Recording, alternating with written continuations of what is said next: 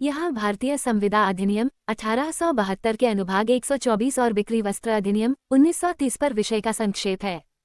1. संविदा की परिभाषा। संविदा एक ऐसा समझौता है जो कानून द्वारा लागू किया जा सकता है, जिसमें पक्षों के बीच आपसी दायित्व होते हैं। 2. मान्य संविदाओं के लिए सामान्य शर्तें। अनुभाग 124 उन आवश्यक शर्तों को स्पष्ट करता है जो एक मान्य संविदा के गठन के लिए पूरी होनी चाहिए, जिसमें शामिल हैं प्रस्ताव और स्वीकृति। एक पक्ष द्वारा स्पष्ट प्रस्ताव और दूसरे पक्ष द्वारा स्वीकृति होनी चाहिए। कानूनी संबंध बनाने की इच्छा। पक्षों को समझौते को कानूनी रूप से बाध्यकारी बनाने की इच्छा होनी चाहिए। कानूनी विचार। संविदा में कानूनी विचार शामिल होना चाहिए, अर्थात मूल्य का कुछ आदान प्रदान होना चाहिए। पक्षों की क्षमता। सभी पक्षों को संविदा में प्रवेश करने की कानूनी क्षमता होनी चाहिए। स्वतंत्र सहमति। सहमति स्वतंत्र रूप से दी जानी चाहिए, जिसमें बल, अनुचित प्रभाव, धोखाधड़ी या गलत बयानी न हो। 3. संविदाओं के प्रकार। संविदाओं को विभिन्न प्रकारों में वर्गीकृत किया जा सकता है, जैसे कि स्पष्ट, निहित, एकतरफा, द्विपक्षीय और शर्तीय संविदाएं।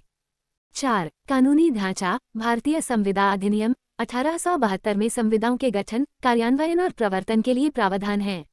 5. बिक्री वस्त्र अधिनियम से संबंध। बिक्री वस्त्र अधिनियम 1930 भारतीय संविदा अधिनियम को पूरा करता है और विशेष रूप से वस्तुओं की बिक्री को संबोधित करता है, जिसमें खरीदारों और विक्रेताओं के अधिकारों और कर्तव्यों का विवरण होता है। ये संक्षेप अनुभाग 124 के तहत भारतीय कानून के अंतर्गत सामान्य संविदाओं के गठन के प्रमुख पहलुओं को संक्षेप में प्रस्तुत करता है। क्षतिपूर्ति की संविदा के आवश्यक तत्व निम्नलिखित हैं। 1. प्रस्ताव और स्वीकृति। एक पक्ष द्वारा क्षतिपूर्ति की पेशकश और दूसरे पक्ष द्वारा उसकी स्वीकृति।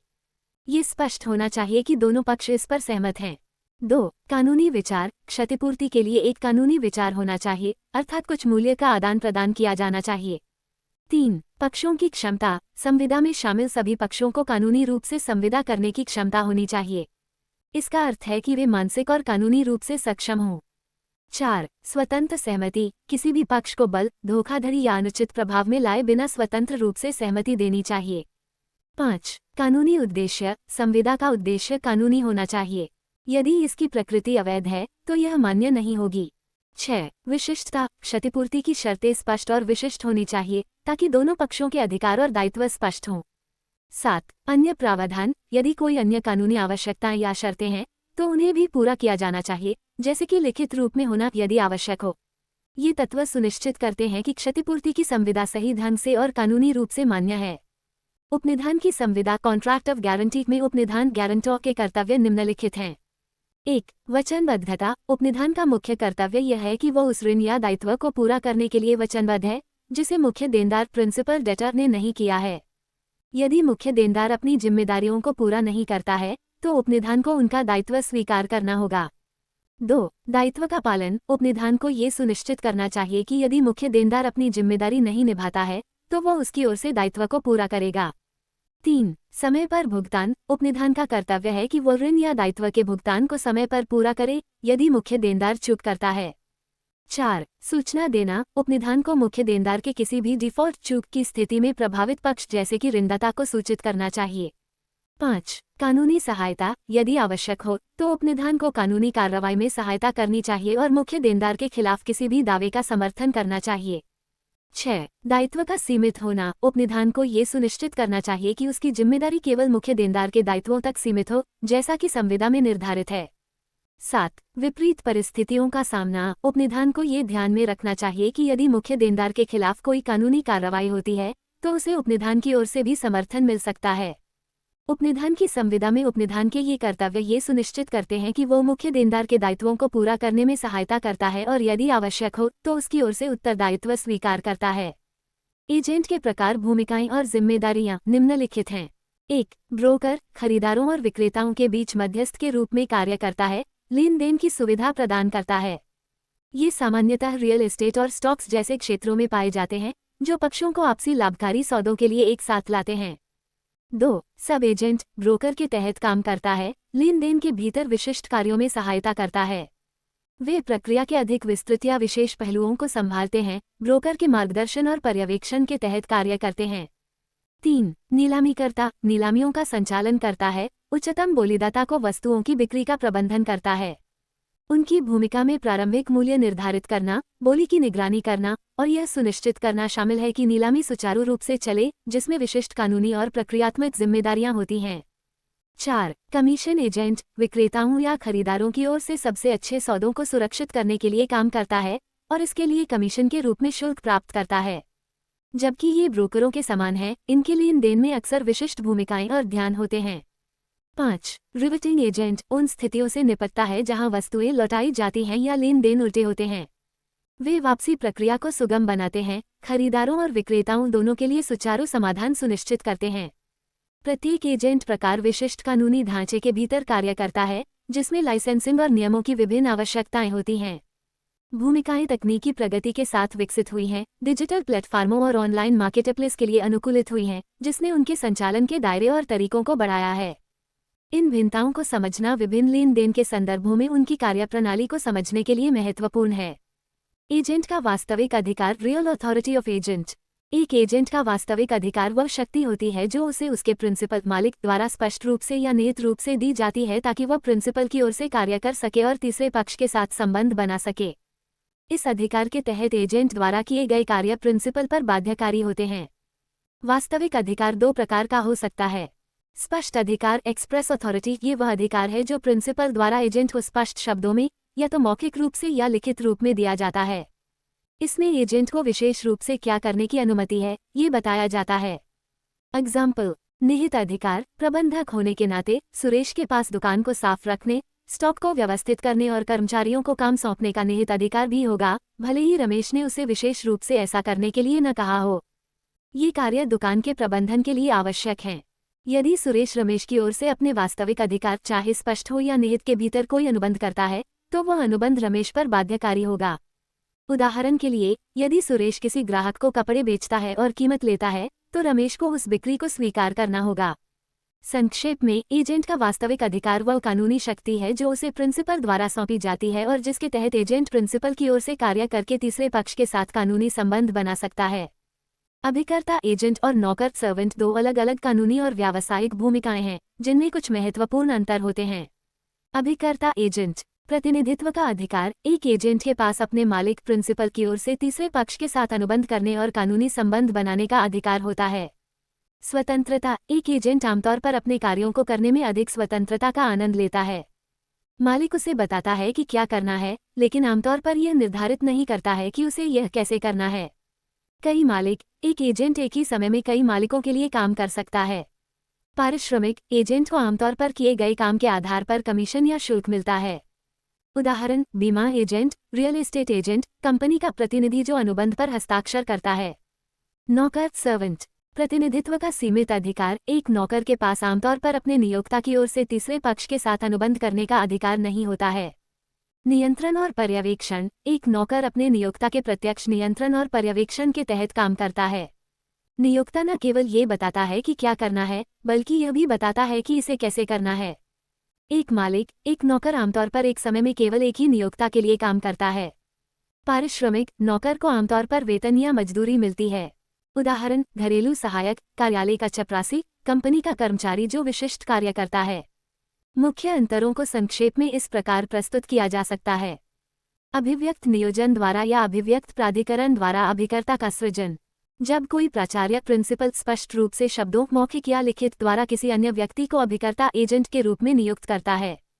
इस प्रक्रिया में प्राचार्य अभिकर्ता को कुछ विशिष्ट कार्य करने या तीसरे पक्ष के साथ व्यवहार करने के लिए अधिकार अथॉरिटी प्रदान करता है। यहाँ कुछ मुख्य बातें दी गई हैं। अभिव्यक्त नियोजन एक्सप्रेस अपॉइंटमेंट प्राचार्य सीधे तौर पर अभिकर्ता को नियुक्त करता है। ये नियुक्ति मौखिक समझौते या लिखित अनुबंध के माध्यम से हो सकती है।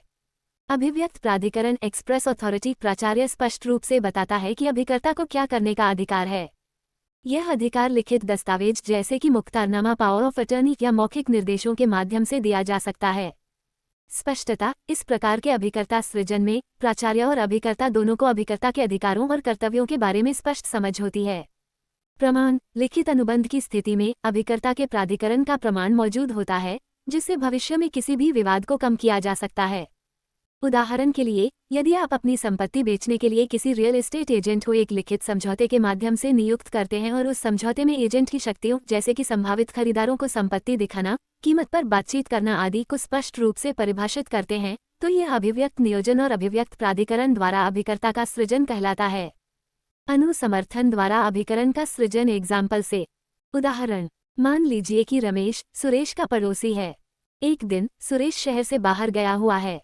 इस दौरान सुरेश के घर की छत से पानी टपक रहा है और रमेश को डर है कि इससे सुरेश के घर को नुकसान हो सकता है। बिना सुरेश से पूछे रमेश एक प्लम्बर को बुलाता है और छत की मरम्मत करवा देता है। जब सुरेश वापस आता है और उसे पता चलता है कि रमेश ने उसके घर की मरम्मत करवाई है और उसके लिए भुगतान भी किया है, तो सुरेश रमेश के इस कार्य को अनुमोदित कर देता है। वह रमेश को मरम्मत के लिए किए गए खर्च का भुगतान कर देता है। इस स्थिति में भले ही रमेश को शुरू में सुरेश द्वारा अधिकृत नहीं किया गया था, इसलिए कोई व्यक्ति या निहित एजेंसी नहीं थी, सुरेश द्वारा रमेश के कार्य को अनुमोदित करने के बाद रमेश और सुरेश के बीच एक अभिकरण संबंध स्थापित हो जाता है। रमेश अब सुरेश का अभिकर्ता माना जाएगा और सुरेश उसका प्रधान। अभिकर्ता के कई महत्वपूर्ण कर्तव्य होते हैं, जिनमें से कुछ प्रमुख इस प्रकार हैं। मालिक के निर्देशों का पालन करना। अभिकर्ता को मालिक द्वारा दिए गए सभी वैध निर्देशों का पालन करना होता है। यदि अभिकर्ता निर्देशों का उल्लंघन करता है, तो वह मालिक को हुई हानि के लिए उत्तरदायी हो सकता है। उचित कौशल और सावधानी बरतना। अभिकर्ता को अपने कर्तव्यों का पालन करते समय उचित कौशल और सावधानी बरतनी चाहिए। उसे वह सब करना चाहिए जो एक सामान्य बुद्धि वाला व्यक्ति समान परिस्थितियों में करता। यदि अभिकर्ता की लापरवाही के कारण मालिक को नुकसान होता है, तो अभिकर्ता जिम्मेदार होगा। ईमानदारी से कार्य करना। अभिकर्ता को मालिक के प्रति पूर्ण रूप से ईमानदार रहना चाहिए। उसे कोई भी ऐसी जानकारी नहीं छिपानी चाहिए जो मालिक के हितों को प्रभावित कर सकती है। उसे अपने व्यक्तिगत लाभ के लिए मालिक की संपत्ति या स्थिति का दुरुपयोग नहीं करना चाहिए। लेखा प्रस्तुत करना। अभिकर्ता का ये कर्तव्य है कि वो मालिक द्वारा मांगे जाने पर सभी लेनदेन का उचित और स्पष्ट लेखा प्रस्तुत करे। उसे सभी प्राप्तियों और भुगतानों का रिकॉर्ड रखना चाहिए। मालिक से संपर्क बनाए रखना। यदि कोई कठिनाई या अप्रत्याशित स्थिति उत्पन्न होती है, तो अभिकर्ता को मालिक से संपर्क बनाए रखना चाहिए और उनसे निर्देश प्राप्त करने का प्रयास करना चाहिए। अपने लाभ के लिए कार्य नहीं करना। अभिकर्ता को अपने मालिक के साथ किए गए लेनदेन में गुप्त लाभ नहीं कमाना चाहिए। यदि वह ऐसा करता है, तो मालिक उस लाभ को वापस लेने का हकदार है। प्राप्त राशि का भुगतान करना। अभिकर्ता को मालिक की ओर से प्राप्त सभी राशियों का तुरंत मालिक को भुगतान कर देना चाहिए। उसे इन राशियों को अपने पास अनावश्यक रूप से नहीं रखना चाहिए। प्रतिनिधिमंडल न करना। कुछ मामलों में सामान्य तौर पर अभिकर्ता अपने कर्तव्यों को किसी और को नहीं सौंप सकता है। हालांकि कुछ विशिष्ट परिस्थितियों में, जैसे कि व्यापार की प्रथा या मालिक की अनुमति से, वह ऐसा कर सकता है। ये ध्यान रखना महत्वपूर्ण है कि अभिकर्ता के कर्तव्य अभिकरण के अनुबंध की शर्तों और विशिष्ट परिस्थितियों के आधार पर भिन्न हो सकते हैं। माल विक्रय की संविदा अधिनियम 1930 का अनुच्छेद 15 शर्त और वार्षिक के सिद्धांत पर है। अनुच्छेद 15 का संक्षिप्त विवरण। शर्त, अनुबंध के मुख्य उद्देश्य के लिए आवश्यक प्रावधान। शर्त का उल्लंघन होने पर प्रभावित पक्ष अनुबंध समाप्त कर सकता है और हर्जाना मांग सकता है। वार्षिक, अनुबंध के उद्देश्य के लिए सहायक प्रावधान। वार्षिक का उल्लंघन होने पर अनुबंध समाप्त नहीं होता, लेकिन प्रभावित पक्ष हर्जाना मांग सकता है। अनुच्छेद 15 शर्तों और वारंटियों के बीच भेद करता है और उल्लंघन पर उपायों को स्पष्ट करता है। माल विक्रय की संविदा अधिनियम 1930 के अनुच्छेद 16 में अपवादों के तहत विभिन्न उपअनुच्छेद हैं। अनुच्छेद 16(1) ये बताता है कि जब वस्तुएं विवरण के अनुसार बेची जाती हैं, तो उन्हें उस विवरण से मेल खाना चाहिए। यदि वे मेल नहीं खाती, तो खरीदार वस्तुओं को अस्वीकार कर सकता है। अनुच्छेद 16(2) इस उपअनुच्छेद में कहा गया है कि यदि विक्रेता ने वस्तुओं का स्पष्ट विवरण दिया है और खरीदार ने वस्तुओं को देखकर स्वीकार कर लिया है, तो विक्रेता उस विवरण के लिए उत्तरदायी नहीं होगा। अनुच्छेद 16(3) ये बताता है कि यदि विक्रेता ने खरीदार को वस्तुओं की गुणवत्ता के बारे में कोई विशेष जानकारी दी है, तो विक्रेता उस जानकारी के आधार पर उत्तरदायी होगा। वस्तुओं की बिक्री अधिनियम 1930 का अनुच्छेद 17 शर्तों और वारंटियों पर है, विशेष रूप से इस पर कि कब एक शर्त को वारंटी के रूप में माना जा सकता है। अनुच्छेद 17 का सारांश ये बताता है कि शर्त के उल्लंघन को वारंटी के उल्लंघन के रूप में माना जा सकता है यदि लाभ के लिए पात्र पक्ष इसे वारंटी के रूप में स्वीकार करता है। यह अनुबंधों में लचीलापन प्रदान करता है, जिससे पक्ष कुछ उल्लंघनों को कम गंभीरता से ले सकते हैं। Law of contract and. Law of contract का मेरा नोट्स खत्म हो चुका है। यदि किसी के पास नोट्स हो तो वह डिस्क्रिप्शन के लिंक से भेज सकता है। नोटिस के लिए ज्वाइन करें डिस्क्रिप्शन के लिंक से।